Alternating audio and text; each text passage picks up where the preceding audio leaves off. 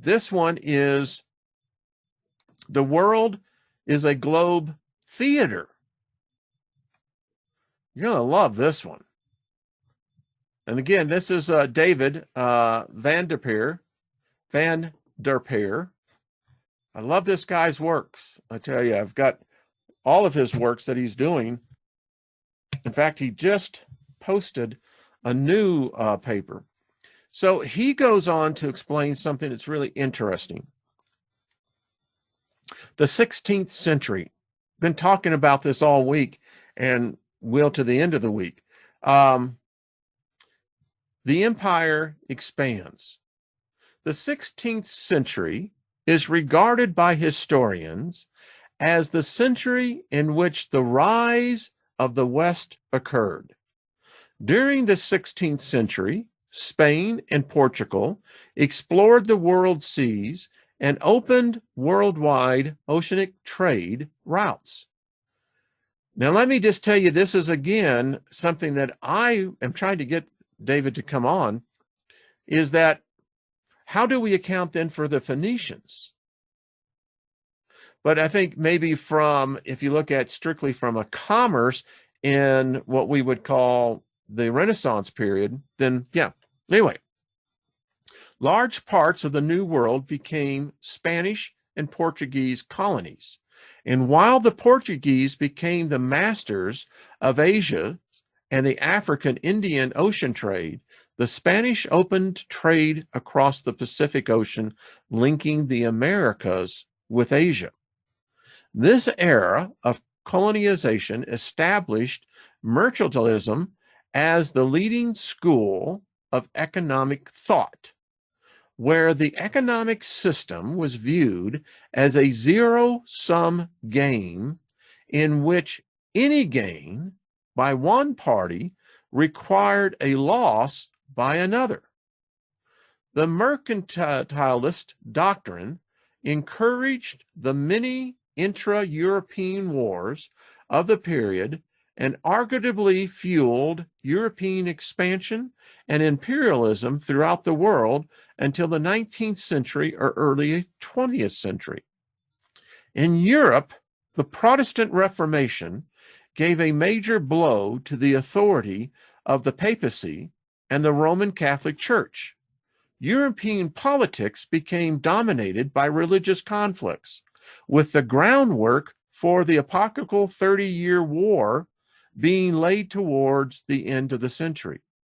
In Italy, Luca, I think that's Pacioli, published the first work ever on accounting, and Galileo made the first thermometer.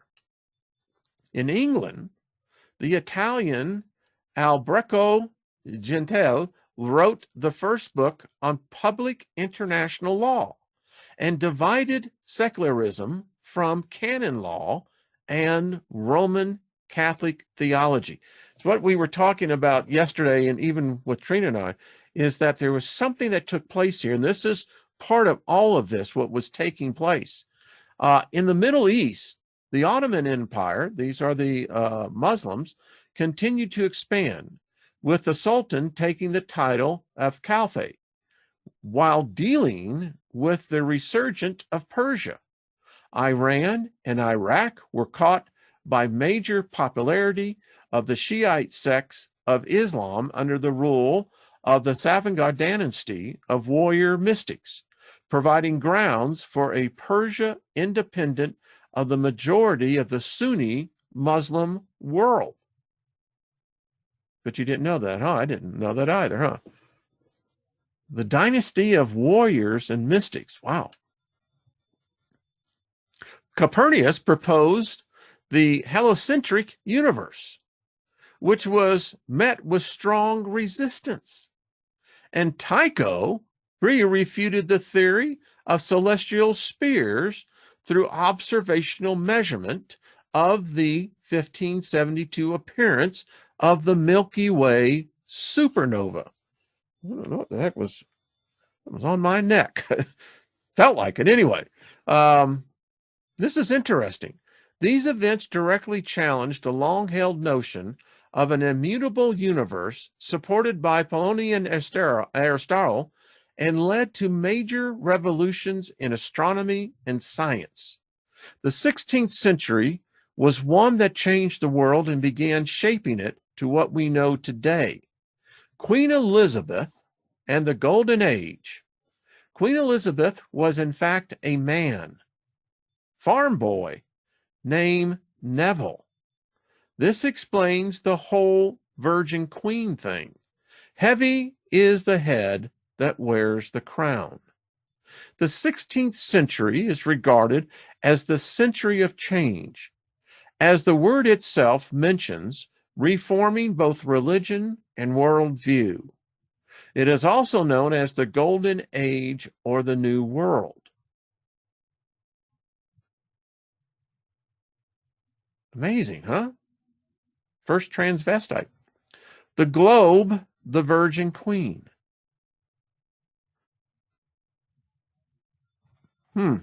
The pictures of her, if you see, you don't know what's beyond that. That's all I'm saying. He goes on to say that Elizabeth was the daughter of Henry VIII and Anne Boleyn. As Henry was wont to do, he beheaded Anne. Hey, that's a risky marriage right there going into that. You know, yeah, you want me to sign the prenup? No problem.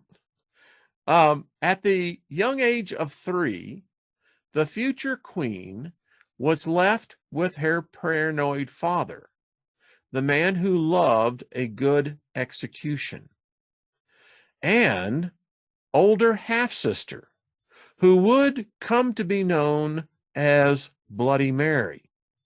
So it was pretty much your average happy childhood. Everything begins right about the time England was hit with the bubonic plague. I will not go into the details of the symptoms. Just know that this is not a disease you want. In an effort to dodge the plague, 10-year-old Elizabeth was sent with her governess, Lady Cat Ashley, and guardian Thomas Parry to the small farming town of Bisley. In a way, it worked. Elizabeth did not get the plague, though she avoided succumbing to the Black Death. Though she avoided succumbing to the Black Death, so she did die of unknown causes. While Henry VIII said, "I am on my way to visit my beloved daughter," Lady Cat and T. Parry went into a nervous tizzy. They hatched a plan that would change England forever. Oh, this is good. This is salacious, isn't it? Cat and T-Par decided to save their heads by finding a look-alike in Beasley to impersonate Elizabeth. Unfortunately, since Beasley was such a small town, there were no girls around the age of 10. But that was not going to stop their genius. They noticed that Elizabeth's good friend Neville had the same coloring and was the same size as Elizabeth. They dressed Neville up like his dead friend and made him lie in the most feared man in England. Oh, made him lie. Not a great deal for the young Neville. There was no way that this was going to work. I don't know if this is true or not, but this is interesting. It worked so well, in fact, the ruse continued. Eventually, Henry VIII and Bloody Mary died, and Neville took the throne as queen, a reign that continued for 44 years. During his or her reign, no one was allowed to see the Queen Elizabeth Neville, without the wigs and heavy makeup she always donned. Her Highness dresses were known to be lavishly large and have high necklines. She only allowed a select few physicians to examine her and would wait a few weeks at a time rather than let the physician in closer physical proximity to give her a checkup. Perhaps most famously, however, she was known as the Virgin Queen, refusing to marry. Right before she died, she was very adamant that no one give her an autopsy. She also undid almost all of the terrible laws Bloody Mary put into place, restored goodwill between France and England, and fought tooth and nail to ascribe legitimacy to the arts. So, century later, you can thank Bram Stoker, the Dracula author. It all started when Bram visited Beasley and saw a parade that featured a young boy dressed as a queen. Bram naturally had a couple of questions and was fascinated by the answers. He heard tales of Neville and a mysterious coffin that was found outside Beasley, containing the body of a child dressed as a royal Tudor in royal Tudor clothing. Wow. This is very interesting. Big names from the period. It's Luther, Nostradamus, Mary I of England, Mary Queen of Scots, Sir Francis Drake, Leonardo da Vinci. Okay. Elizabeth, I realized she had to undertake something to gain her power. She decided to restrict the knowledge of the population. Only by doing so, she could keep her position. The Virgin Queen paid a fortune to some confidence to work out this plan. Grandis Mercator received 2,000 sovereigns to design a smaller version of reality. So he figured out a globe model as representation of the real reality that people live in. A sovereign is a gold coin worth £1, but try to think of it as 20 shillings. I have no idea what that means. I mean, what is a pound? Is to a dollar is what, 1.5, I think, $1.50. Anyway, so this is where John Dee comes in. It said that John Dee was paid 4,900 sovereigns for being the architect of the Globe Theater. Besides that, he was the direct trust informant of Her Majesty. He became the first spy, the first true 007. William Shakespeare received an unknown amount, but he was instructed to spread this model as soon as possible to the population via the theater plays. One of his works was entitled Author, of course referring to King Arthur. But in this piece, the entire history of King Arthur was written off as legend, fantasy. With this, a large part of history was deleted from the collective memory. But with that too, the great awareness of human life, the first form of brainwashing was discovered. So again, as with the trees, we're still on this topic. I mean, this is so interesting because if you look at the influence of what England did, particularly in the 16th century, you don't hear that much coming from the papacy. If you do deep study, you could find out more about what the Ottoman Empire was all about. And they had some remarkable discoveries that they didn't let out. It seems that this was more common knowledge than what may have been thought.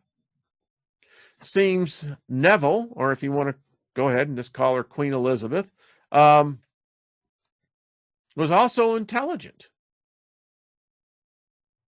And if you look at the influence in everything. Society, culture, science, religions, the arts. Yeah. And you start getting into the math of this, and then you begin to look at these different pictures, and you can see what the astronaut is really seeing here. And actually, this is a view of the whole concept that we're just habitat 33. So here's the fool's cap. The fool's cap is the map of the world. It is thought to be the Flemish in origin, possibly from Antwerp, dated about 1590. Here we go again. The official description is a fool or jester with a world map in place of his face. World map on the coteiform projection within the visor of a fool's cap. Coteiform apparently means heart-shaped. It makes me wonder why fool's cap paper is so called. The answer, according to Wikipedia, which is not the Britannica Encyclopedia, is that fool's cap was named after the fool's cap and Bell's watermark commonly used from the 15th century onward on paper of these dimensions. So it's interesting, you know, if you study the artwork of M.C. Usher, we're going to get into that and want to hold one show on that. M.C. Usher was another one. So here we go. All talking about this globe, this sphere, spheroid, to be correct. And then you start getting into the Masonic aspect of this, and this really does get weird. So here we are. Here is what reality is.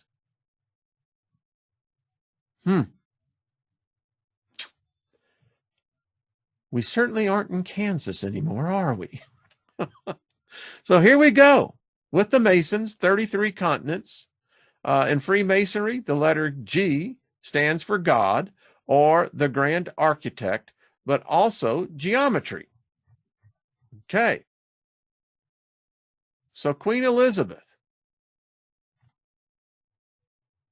How would anyone know if this was a dude or not? I mean, I'm looking at some of these paintings and I'm going, all right.